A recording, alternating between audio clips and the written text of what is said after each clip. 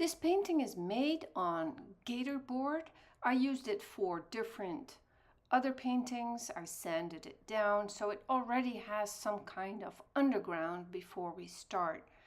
I use a very thin brush here to draw with, and I'm only going to use raw umber and white as an underpainting. I am looking at the real flower. I love lilies. I always have lilies in the house, not only because of the fragrance, but they keep for a long time. They keep well for a long time. And I put a little lily in a glass.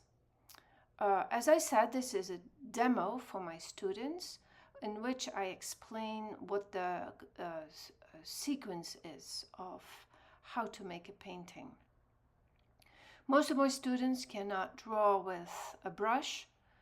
They probably don't even have an old brush, like I have a gazillion old brushes.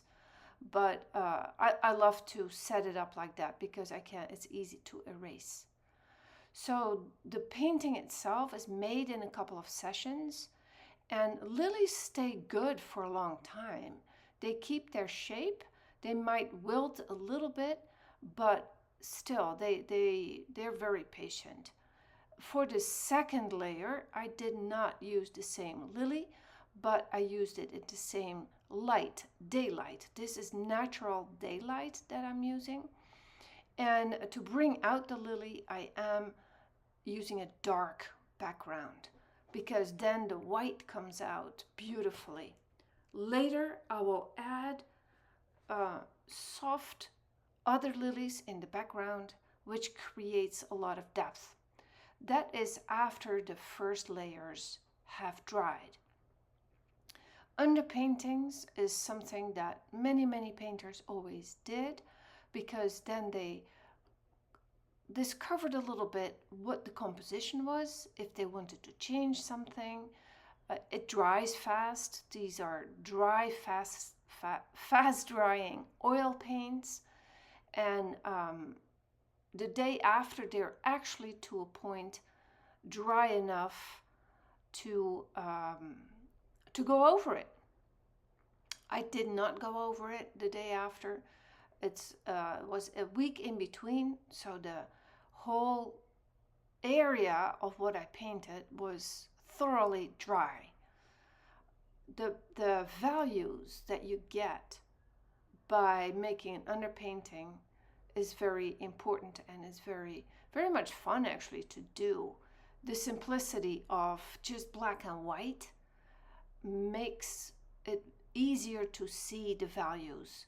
And when I'm talking about values, I'm talking about the gray tones from 0 being white to 10 being black, and everything in between.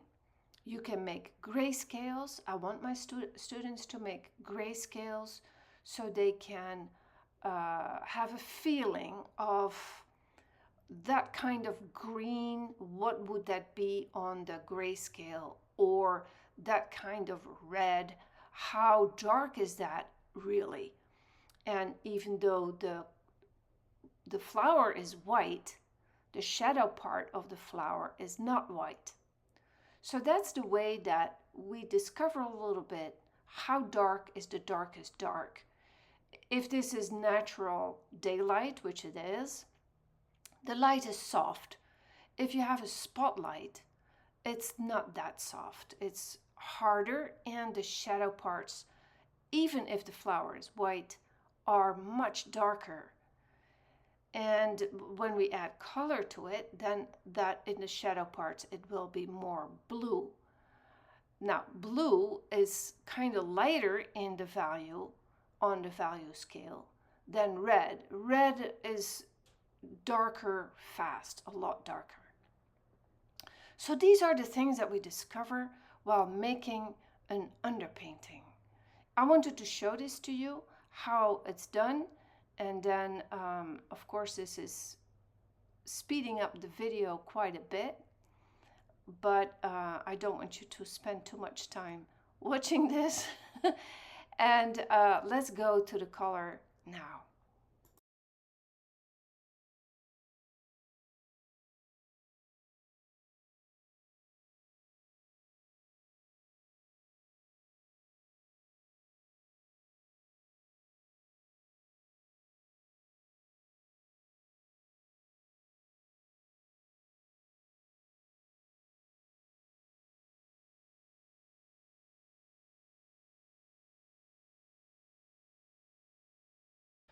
So now I'm adding color, and in the background I have more lilies. I bought new lilies, and I'm going to blend them in the background to create this tremendous feeling of depth.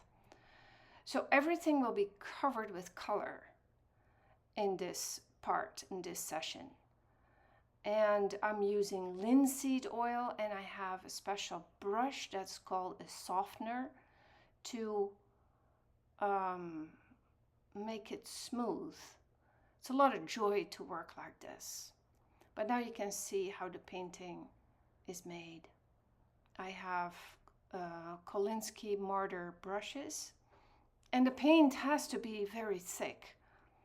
A really thick layer will do it. The gray tones here are built up by using all the colors, green, red, and blue, plus a little bit of white, and very often I use ochre yellow to make it a little bit warmer. Now I'm blending it so that it looks like these paintings are, or these lilies that I just painted are further away than the lily that is standing out. And I'm painting a little bit more. I have more lilies, so that's how we're going to do it. So bit by bit, I'm filling in the background. Normally I would not work like this, but since this was a demo, we had to chop it up in parts so that students would have the time to implement what they have learned and then do it themselves. Background colors, by the way, very often are cool colors. You cannot really see that. Even the red is a cold red, and the yellow is a cold yellow. So even though it might feel warmer than just blue, it is made with cold colors. That to make the difference between the, for example, the green of the leaves that are made with warm green, warm cadmium yellow, and that's how the flower in the front is going to stand out. The white is not 100% white, but also mixed with a little bit of yellow, cadmium yellow. The shadow part of the lily is now mixed with a little bit of blue. And also we're going to blend these two different colors, but I will leave sharp edges, and that makes it come to the foreground, as you can see.